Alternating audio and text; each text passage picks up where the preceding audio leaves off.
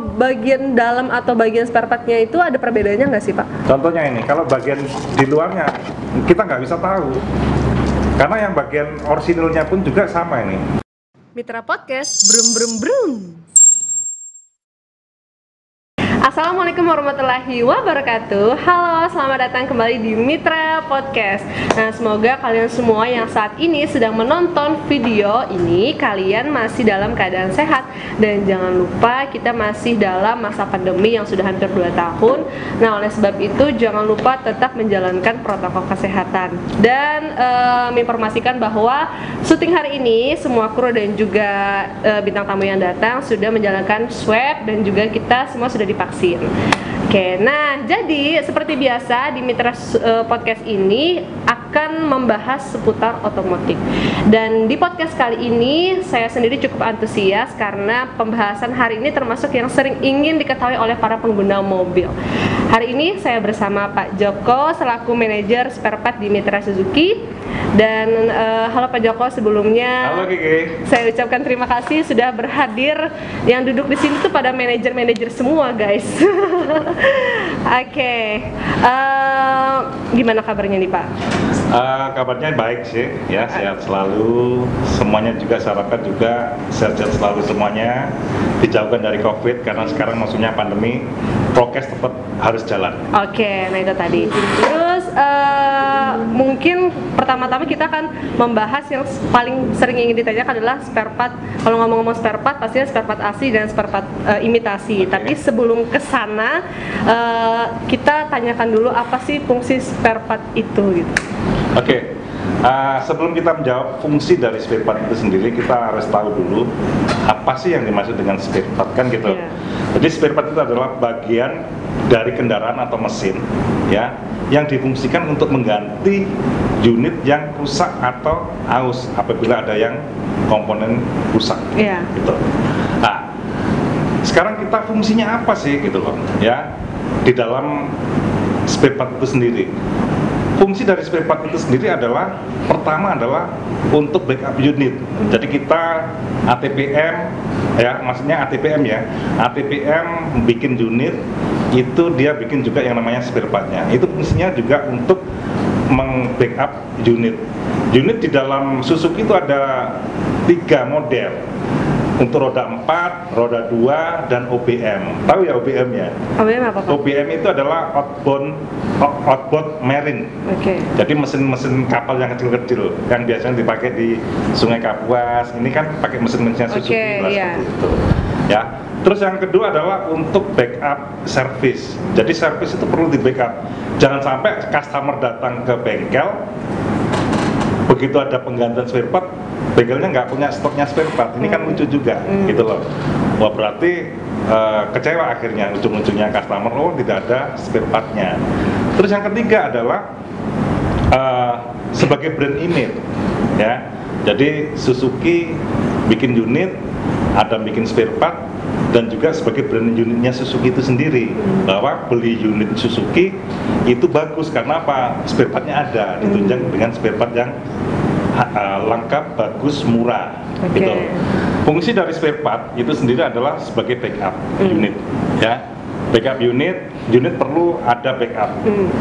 Seperti contohnya kalau model roda 4 mobilnya itu ada spare partnya, model roda 2 itu juga harus ada spare partnya, OBM atau outboard marine itu juga harus ada spare partnya. Jadi itu sebagai backup, ya, fungsi dari spare partnya itu sendiri, ya, untuk backup penjualan atau sales itu sendiri. Terus yang kedua adalah untuk backup service, ya. Service itu perlu di backup karena apa? Begitu ada customer datang ke bengkel, ya, penting sekali customer itu percaya bahwa apabila dia beli unit Suzuki, ya, dia datang ke bengkel Suzuki, di sana spare partnya tersedia, ya. Minimal adalah barang yang fast moving, gitu loh. Barang-barang part yang untuk perawatan berkala. Ya, beda kalau barang-barang yang slow moving itu beda lain soal ya. Tapi kalau sampai yang namanya barang-barang atau part yang fast moving tadi itu sampai tidak ada stoknya, ini yang jadi masalah. Maka penting sekali servis itu di backup oleh yang namanya spare part, atau fungsi dari spare part itu adalah yang tadi untuk membackup keperluan servis. Oke, untuk di mobil sendiri jelas untuk di bagian mesin ya, spare part. Nah, untuk bahan-bahan material dan spare part itu selain yang kita tahu besi, atau mungkin ada jenis lainnya dari bahan spare part? Ya, jadi kalau yang namanya bahan komponen part kendaraan itu macam-macam ya. Ada yang dari plastik, dari besi, dari kaca, terus juga ada yang dari karet, kain, busa, ya. Terus contohnya apa? Yang dari karet ya seperti ban itu juga komponen part. Ya, karet. Itu komponen part. Itu kadang-kadang orang berpikir itu memang masuk kategori komponen part atau enggak ya? Ya masuk gitu. Terus seperti besi atau metal ya, bajanya itu di bagian mesin itu juga 95% atau 97% bahannya terbuat dari besi. Terus juga kasisnya mobil itu sendiri atau bodinya itu dari besi semua ya, atau baja. Tuh. Terus apa yang dari kain gitu loh. Kain itu banyak juga. Kalau joknya mobil itu yang kita duduki itu kan busanya dibungkus dengan namanya kain. Nah, itulah kain itu salah satunya komponen partnya juga ada. Ya, itu masuk di dalam komponen spare part kainnya itu. Ya. Terus busa itu juga. Busa juga masuk spare part. Spare part gitu. Ada lagi yang dari kaca. Ya, kaca itu kita pasti sudah tahu lah ya. Kaca itu yang terpasang di bagian depan, samping kanan kiri, belakang, kelihatan tuh yang bening untuk melihat dari dalam keluar atau dari luar ke dalam. Itu masuk spare part juga. Oke, berarti spare part itu bahan-bahannya banyak ya, pastinya semua komponen yang ada di mobil itu masuk spare part. Nah, tadi kan ada bahan plastik, Pak. Itu apa nggak meleleh atau berubah bentuk ketika di dalam mesin? Kan mesin mobil itu panas, Pak. Oke, pertanyaannya sangat bagus sekali ya. Memang betul. Jadi spare part yang terbuat dari plastik itu memang harus tahan panas, ya. Karena kita harus tahu dulu berapa sih panas yang ada di ruangan mesin itu sendiri, ya. Panas yang dihasilkan pada saat mesin bekerja itu dari mufflernya itu suhu temperaturnya itu 300 sampai 900 derajat Celcius, sangat panas sekali, ya. Itu yang keluar pembakaran dari mufflernya.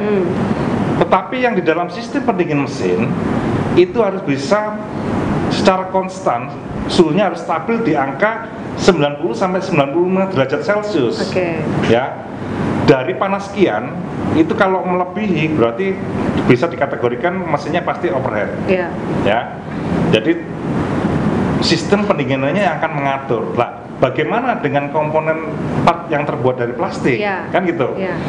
Komponen part yang terbuat dari plastik selama itu bahannya original, ya, insinyur pabrikannya sana sudah bikin melewati beberapa uji, ya, pengujian, dan sudah dipilih bahan-bahannya yang bagus, ya, yang harus tahan panas, sehingga pada saat sudah dibuat yang namanya spare partnya itu sendiri, maka pada saat dipasang dengan suhu temperatur di bawah 100 derajat Celcius itu plastik masih kuat, ya, tidak sampai berubah bentuk. Karena kalau sampai itu plastiknya berubah bentuk, dilihatnya kan juga tidak bagus juga. Tadi ya? Itu yang original. Sekarang kalau misalkan memakai spare part yang imitasi dengan suhu yang seperti itu, apakah akan langsung meleleh atau seperti apa? Biasanya kalau part yang terbuat dari plastik yang dipasang di sekitar mesin, ya, itu biasanya kebanyakan adalah satu, plastiknya tidak tahan panas. Ya. Yang kedua, nanti sekian bulan, ya, karena dia kena panas terus yang secara kontinu pada saat mesin bekerja, lama-lama dia akan pecah-pecah, ya. pecah-pecah nanti dia seperti kerupuk gitu, ya, Oke. pecah-pecah gimana ya, pecah kecil-kecil gitu loh ya. Oke. Nah, tapi kalau yang orisinil pasti tahan. Oke. Tidak akan seperti itu. Oke, berarti bisa saya simpulkan kalau misalkan yang original itu sudah sesuai standar dengan mesinnya. Tapi kalau yang imitasi itu tidak akan meleleh, tapi akan berubah bentuk. Betul. Seperti itu. Nah, untuk keuntungannya kita di bengkel resmi ini, apa keuntungannya kalau beli spare part di bengkel resmi di Mitra Suzuki? Oh, keuntungan beli spare part di Suzuki adalah Yang pertama, harganya sangat kompetitif. harganya kompetitif. Ya. Harganya bisa dicek di seluruh Indonesia pasti sama dengan yang kita jual. Oke. Tuh. Jadi nggak usah laku kalau itu harganya di up. Iya. Ya, nggak usah bingung. Sebingung. Ya, Yang kedua, Yang kedua itu kualitas partnya asli Suzuki. asli. Asli Suzuki ya. Yang ketiga ya, sama persis yang terpasang di kendaraan Suzuki. Ya, Oke. itu yang ketiga. Contohnya gimana tuh? Jadi contohnya umpamanya nih kita oper dulu kampas kopling nih Iya. ya, kampas kopling. Kita bongkar kampas koplingnya yang rusak. Kita ambil spare partnya yang baru ya, yang original, jangan yang imitasi. Iya. Kita cocokkan persis sama klub. Oke, sama, jadi lebih memudahkan untuk memasangnya. Lebih memudahkan untuk memasangnya. Oke. Betul. Terus yang keempat, Yang keempat, ini yang ditunggu-tunggu oleh konsumen atau customer nih, Iya. ya kan? Apabila pemasangan dan pembelian di Mitra Suzuki, ya, itu ada garansinya. ada garansinya. Garansinya 12 bulan atau 20.000 kilometer. Oke. Mana yang dicapai terlebih dahulu dengan catatan dan ketentuan berlaku. Oke. Ya, maksudnya dengan catatan ketentuan dan syarat berlaku ya. Oke, apa tuh? Gitu. Syarat. Ya, syaratnya bahwa part yang diganti tersebut itu pada saat diganti itu dipergunakan sebagaimana mestinya, bukan untuk race balapan atau untuk slalom. Oke. Ya, umpamanya ganti kampas kopling nih, setelah diganti pakai slalom, ya sebentar aja akan jebol kampas koplingnya. Oke. Ya, tidak akan bisa tahan lama. Tapi kalau dipakai wajar ya seperti kita pakai setiap hari kota-kota, luar kota, itu 20.000 kilo saya rasa masih tahan. Masih tahan ya, Masih Pak? tahan, masih awet. gitu Oke, loh. terus kalau misalkan nih garansi itu maksudnya seperti apa? Apakah ketika saya membeli spare part di Mitra Suzuki dan ternyata ada kerusakan, saya langsung digantikan dan diklaim dengan spare part yang baru? Tidak seperti itu ya. Tidak seperti itu. Ya, jadi pada saat ada keluhan konsumen bahwa dia beli spare partnya ke Suzuki, Iya. ya, dan kita lihat permasalahannya, kita tanyain dulu ke konsumennya, ini dipasang sendiri, bukan di bengkel resmi Suzuki, atau dipasang di bengkel ya bukan bengkel resmi Suzuki, Oke. ya. Lah, setelah dia jawab, oh di bengkel biasa, bukan bengkel resmi Suzuki. Dan kita lihat permasalahannya, nanti kelihatan kok. Ini pemasangannya karena kesalahan pemasangan atau karena mes produk. Oke. Jadi kita akan coba lihat, analisa ya. Setelah itu kita sudah menemukan jawabannya, oh ini memang masalahnya adalah mes produk, maka kita akan ganti. Diganti. Kita Tapi ganti kalau yang misalkan kesalahannya memang pure dari customer, maka itu tidak bisa diklaim. Betul. Jadi itu karena kita anggap kesalahan pemakaian. Oke, Betul. nah itu tadi keuntungannya, beberapa Keuntungannya kalau keuntungannya, dan beli- walaupun garansi masih tetap ada syarat dan ketentuan. Betul. Dan ini mungkin yang paling ditunggu-tunggu sama customer dan wajib juga diketahui, perbedaan dari spare part asli atau original dan juga spare part imitasi. Imitasi pastilah bisa tahu lah gitu, customer bahasanya imitasi. Nah itu apa perbedaannya, Pak? Perbedaan part imitasi dengan yang original, biasanya orang meniru itu untuk part yang fast moving, Oke. atau yang sering dibeli sama konsumen atau Tentu, customer, jelas. kan? Lah, contohnya nih seperti filter oli. Filter oli kan sering diganti, sering dipakai, Iya. ya kan? Orang sering ganti setiap 10.000 kilo, dia harus ganti filter oli. Lah, hal-hal seperti itu menjadi suatu incaran buat orang-orang yang dalam tanda kutip yang ingin berbuat jahat, tidak baik ya. Dia jual produk imitasi. Oke, berarti imitasi Ya kan? itu udah. Nah, sekarang kita pengen tahu nih apa nih yang menjadi pembeda nih, ya kan? Contohnya seperti ini. Oke. Nah ini. Jadi ini ada filter oli nih. Bungkusnya sama nih. Ini yang imitasi. Yang imitasi nih. Ini yang imitasi, oke. Jadi kalau konsumen atau customernya itu beli filter olinya ini di bengkel lain atau di toko spare part atau part shop, ya, dia nggak akan ngerti. Dikiranya ini orisinilnya. Oke. Berarti Ya kan? dari kotak sama seperti yang asli. Ya. Terus juga di bagian barcode dan juga halogennya juga ada. Betul. Nah, sekarang bedanya di mana? Nah, jadi kalau yang imitasi, yang jelas kotaknya sama persis. Sama persis. Ya, ini istilahnya adalah bahasa kerennya nih, J-box-nya. J-box. Ya, Oke. jadi genuine box. Ya, G-nya itu artinya genuine box. Oke. Ya, yang orisinil adalah kotaknya. Kotaknya. Kotaknya saja yang orisinil. Isinya Imitasi. itu imitasi, gitu. Lah, pembedanya apa? Ya, satu kita lihat secara visual, oh kotaknya Suzuki nih, sama nih, ya, sama dengan ini. Oke, ini Ya. yang asli. Ya, ini yang asli nih. Yang ini yang asli. asli. Oke. Sama nih kotaknya, ya. Terus ada labelnya Suzuki juga, ada barcode-nya juga. Ada barcode-nya juga. Ada barcode-nya. Ada barcode-nya. Ada hologramnya juga nih. Sama. Yang orisinilnya juga ada hologramnya nih. Oke. Tapi kalau hologramnya yang original dia lebih cerah nih. Lebih cerah. Lebih cerah. Kalau yang Lebih imitasi agak pudar, agak kusam. Oke. Terus yang paling kelihatan adalah jumlah digitalnya, number part-nya. Number part-nya ini yang kalau yang Suzuki itu jumlah totalnya itu 15 digit. 15 digit. Ya, kalau kita hitung nih di sini Suzuki ya. 1 2 3 4 5 6 7 8 9 10 11 12 13 14 15. 15 digit. 15. Yang imitasi. Kalau yang imitasi kita hitung ya 1 2 3 4 5 6 7 8 9 10 11 12 13 14 15 16 17. 17, selisih 2. Selisih Ya terlalu kentara. Oke. Kentara sekali gitu. Jadi secara part number aja sudah beda gitu loh. Oke. Nah, cuma biasanya harganya jauh lebih murah. Jauh. Oke, sebutin aja Pak kalau yang imitasi Ya. itu kisaran berapa? Contohnya seperti filter olinya ini, punyanya Carry ya. Dia itu harganya sekitar 25 ribuan. 25.000 yang imitasi. Yang imitasi. Yang original. Kalau yang original sekitar adalah di angka ini adalah 35 ribuan ini. 30 nggak terlalu jauh. Tidak terlalu jauh gitu loh.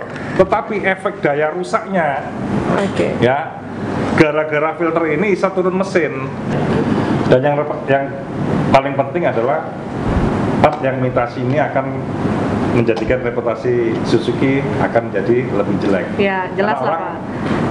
menyangkanya adalah, oh ini kan partnya Suzuki nih, Iya. FPV-nya Suzuki nih gitu loh. Betul, dengan- Makanya dia nggak tahu kalau itu part yang imitasi. Imitasi dengan harga yang tidak terlalu jauh gitu. Oke, berarti harga spare part asli dan imitasi itu tidak jauh berbeda, tapi hanya rentang waktunya Pak ya. Betul. Tapi kalau misalkan spare part yang asli nih Pak, rentang waktunya kira-kira estimasinya itu berapa tahun Pak?